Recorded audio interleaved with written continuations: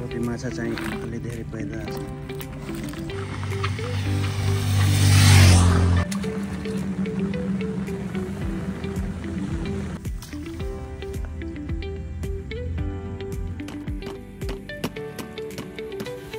कति पर्यो जे होस् एक टाइमको लागि खानालाई हैन।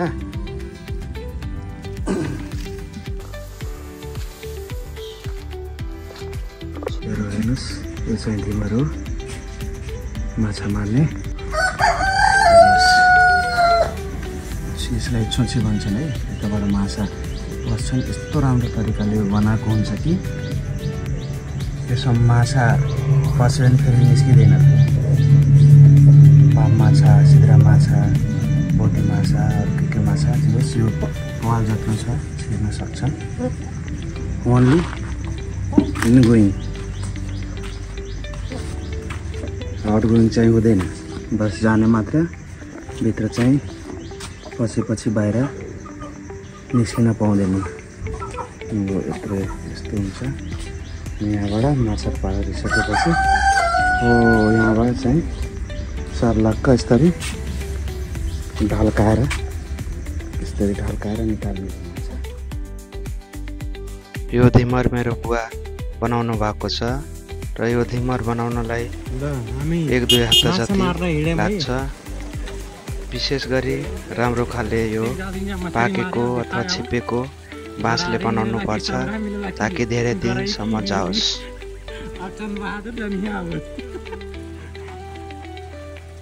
ये बधा है ना, ये मछली के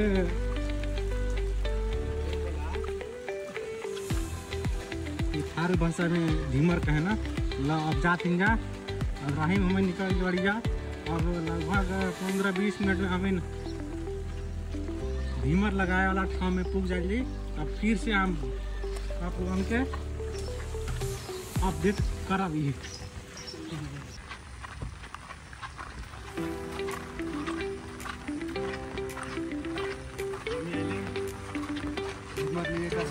इसलिए माछा मार्ने जाना लाग्यो।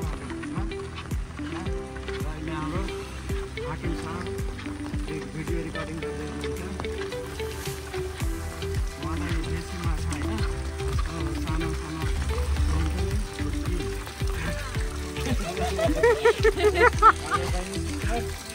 कहाँबाट आउँदैछ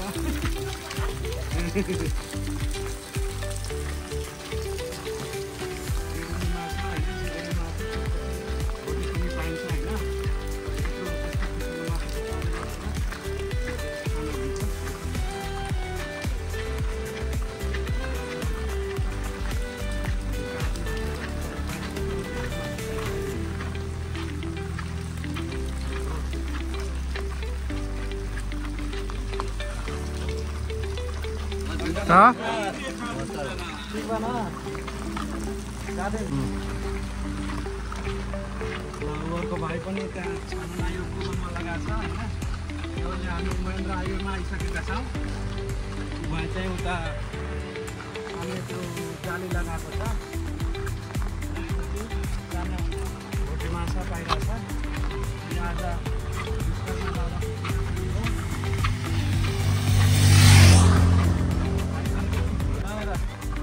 गाउँको बाबुहरू भतिजाहरू यहाँ ग्यारेजबाट चन्ना मिठाई फलफुल प्रसाद लिएर आउँदैछन्। विश्वकर्मा बाबाको दोषपट्टि सिरो छ, 36 ड्रम पनि छ।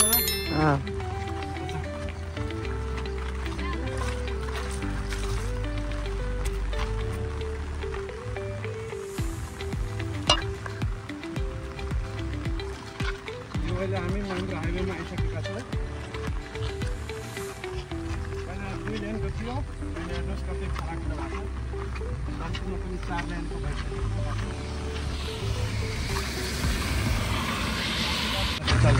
यो घर चाहिँ हाम्रो नयाँ घर हो। चन्द्रबहादुर बडघर उहाँकै घर हो।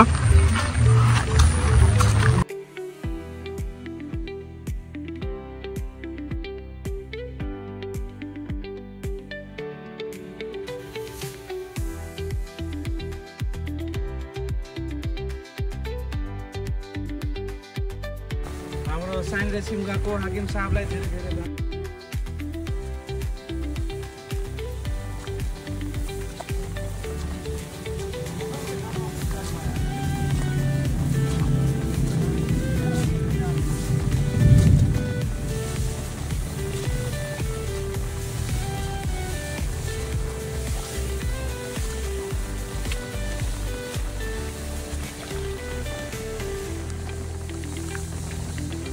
धान फुटिसकेछ।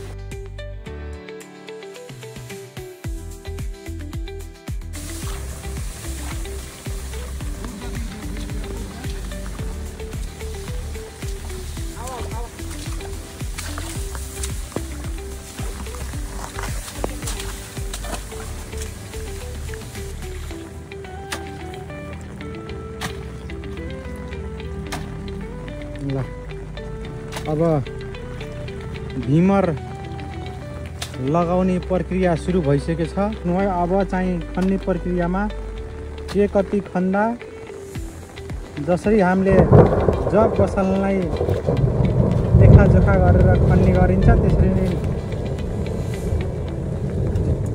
नापेर भ्याउनु भयो। त्यसपछि अब खन्ने प्रक्रियामा अगाडि बढिसक्नु छ, खन्दै हुनुहुन्छ।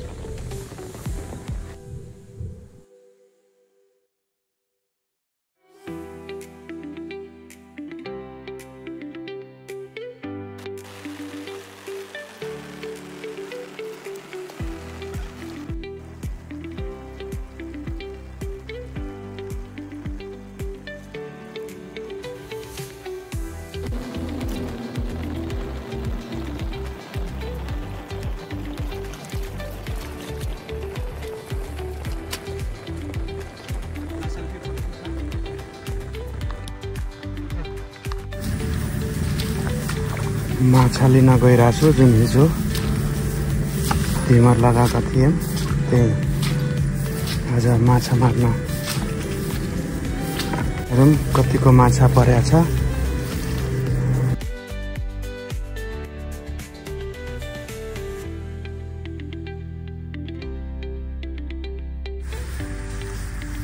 म यही ट्राइपोड राख्छु।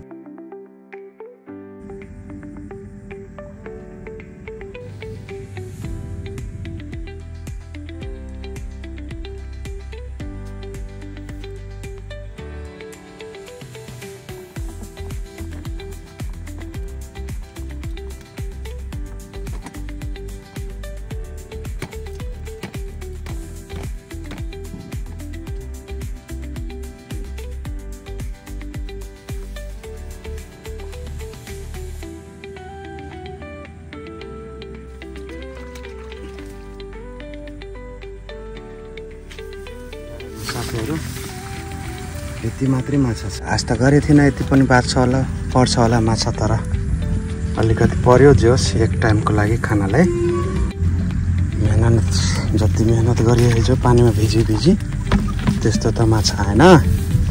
देशी माछा यस्तै हो, मेहनत धेरै हुन्छ, माछा चाहिँ कम आउँछ हैन।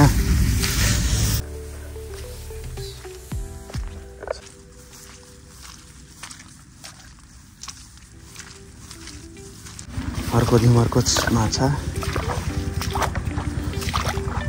निकाल्न जान लागेको हो। हेरौँ त्यसमा कति पाच्छ। हिजो यहाँको दिमरको माछा लगभग आधी किलो जति होला। आधी किलो मध्ये साथीले दिएको।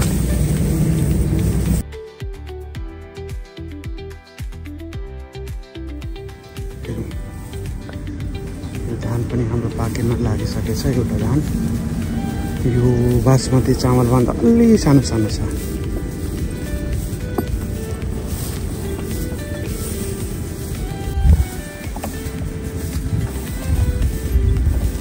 अरू दिन थरथरै पर्थ्यो हैन, यो चाहिँ आधी किलो जति परेको थियो। हेरौँ आज कति परेको छ।